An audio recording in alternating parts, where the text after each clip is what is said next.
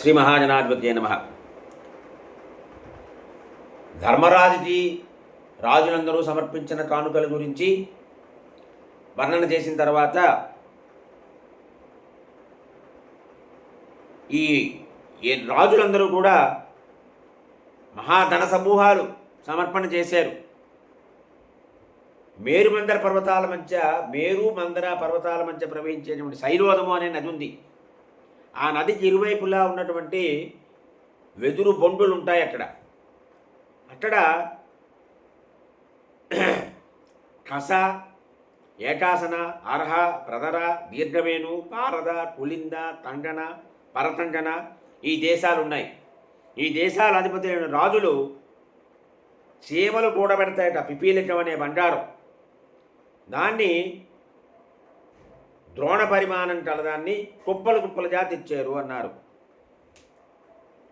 అదే రకంగా శ్రేష్టమైనటువంటి నల్లని చామరాలు తెచ్చారు.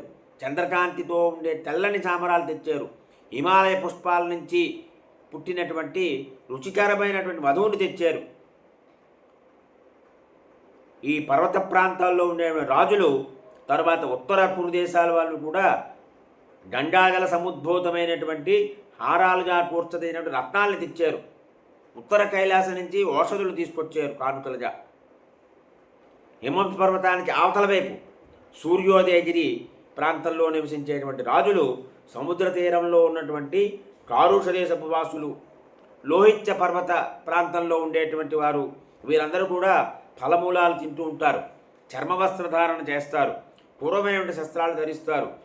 పూర్వకర్ములు వీరందరూ కూడా కిరాతులు. వీరు కూడా ధర్మరాజు కానుకలు సమర్పించడానికి వచ్చారు. చందన కాష్టాలు, అదరు కాష్టాలు, కృష్ణాదురు కాష్టాలు, మోపులు తీసుకొచ్చారు. చర్మాలు, రత్నాలు, బంగారం,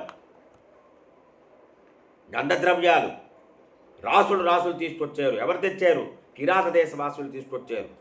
దాసీలు 10,000 మందిని తీసుకొచ్చారు. దూర ప్రాంతాల్లో దొరికేటువంటి అందమైన మృగపక్షులను తీసుకొచ్చారు. పర్వత ప్రాంతాల్లో దొరికేటువంటి ఎంతో కాంతి ఉన్నటువంటి బంగారాన్ని తీసుకువచ్చారు. సమస్తమైనటువంటి కానుకల్ని తీసుకువచ్చారు. తెచ్చిన వారందరూ కూడా ద్వారం దగ్గర నిలబడిపోయారు.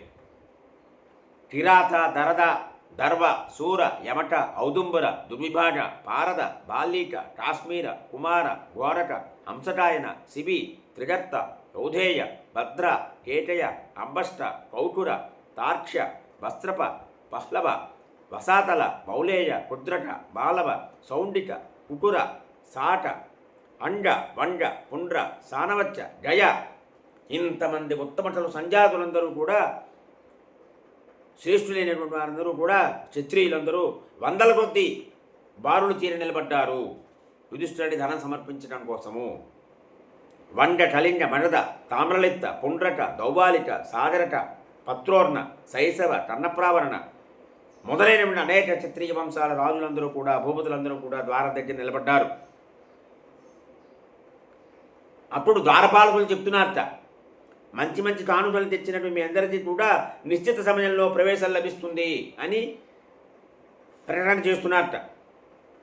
ఇక క్షమాశీలులైనటువంటి ఈ రాజులందరూ కూడా ఒక్కొక్కరు 1000 చొప్పున కామ్యక సరోవర సమీపంలో ఉండేటువంటి ఏనుగుల్ని బహుకరించేట. ఈ ఏనుగులు పొడవైన దంతాలు కలిగి ఉంటాయి. బంగారు సూత్రాలతో కట్టబడి ఉంటాయి. పైన వస్త్రాలు కప్పబడి ఉంటుంది. కొండల్లా ఉంటాయి, మదించి ఉంటాయి ఈ ఏనుగులన్నీ కూడా.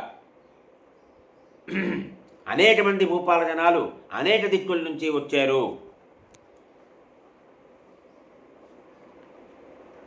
ఇంద్రుడి చేతుడైనటువంటి చిత్రరథుడు అనే గంధర్వరాజు వాయువేగంతో వెళ్ళేటువంటి 400 దివ్యాస్త్రాలను తీసుకొచ్చాడు.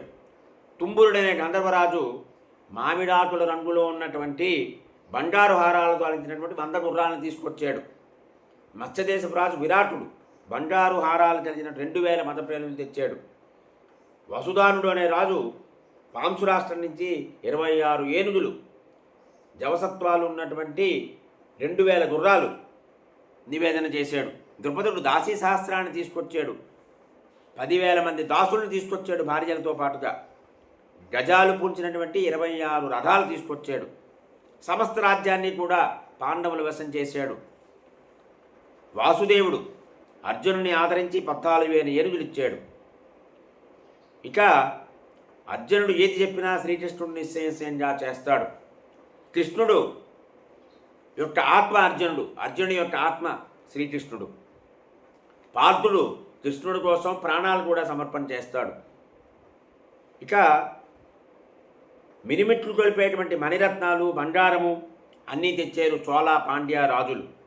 వారు కూడా ద్వారం దగ్గర నిలబడిపోయారు. సింహల దేశ నరేసులు వచ్చారు. సముద్రంలో సారభూతమైనటువంటి వైడూర్యాలు, ముత్యాలు, వందల కొద్ది ఏనుగుల మీద డప్పే వస్త్రాలు తీసుకొచ్చారు. ఆ సింహల దేశపు రాజులు మణిమయ వస్త్రాలు ధరించున్నారు. నల్లని శరీరాలతో ఉన్నారు. వారు కూడా కానుకలతో పాటుగా ద్వారం దగ్గర నిలబడిపోయారు. ఇక సమస్తమైనటువంటి మ్లేచ్చులు, అగ్ర మధ్య అంత్య కులాల్లో పుట్టినటువంటి సర్వవర్ణాల వారు కూడా ప్రేమతో గౌరవంతో యుధిష్ఠుడికి కానుకలు సమర్పణ చేశారు. నానా దేశాల నుంచి వచ్చినటువంటి నానా జాతుల వారు కూడా యుధిష్ఠుడి యజ్ఞమండప స్థలం దగ్గర నిలబడి ఉన్నారు. నా శత్రువుకి రాజులందరూ ఇచ్చినటువంటి చిన్న కానుకలు, పెద్ద కానుకలు చూసిన తర్వాత నాకు దుఃఖంతో చనిపోవాలి అనిపించింది. రాజా,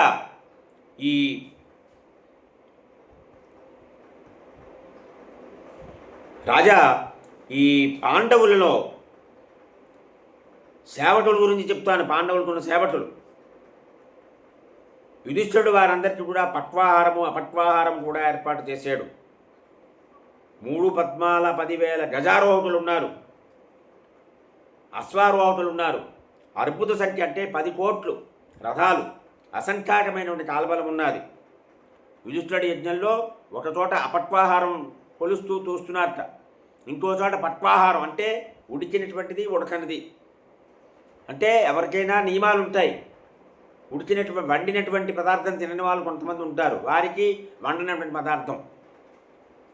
ఒక చోట పుణ్యావాచన ధ్వనులు వినిపిస్తున్నాయి.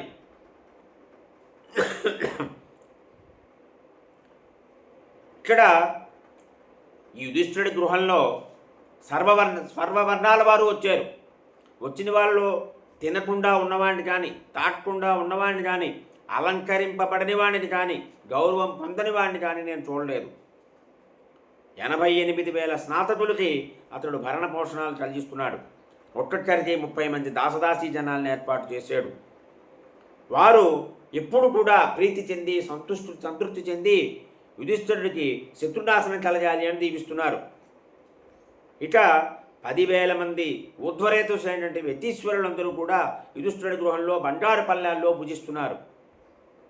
ఈ ద్రౌపది తాను తినకముందే ఎవరైనా మరుగుజ్జులు కానీ, వామనులు కానీ, ఇంకా ఎవరైనా అందరూ తిన్నారా లేదా అని చూసుకుంటూ ఉంటుందిట. యుధిష్ఠుడికి కప్పం చెల్లించిన వారు ఇద్దరే ఉన్నారు. ఎవరు? బంధుత్వం కారణంగా పాంచాలురు, మిత్రత్వం కారణంగా అంధకపుష్టులు. అంటే ద్రుపదుడు, శ్రీకృష్ణ స్వామివారు. వీరిద్దరూ తప్పిస్తే ఇంకెవ్వరూ కూడా కప్పం చెల్లించని వారు లేరు అని చెప్పాడు.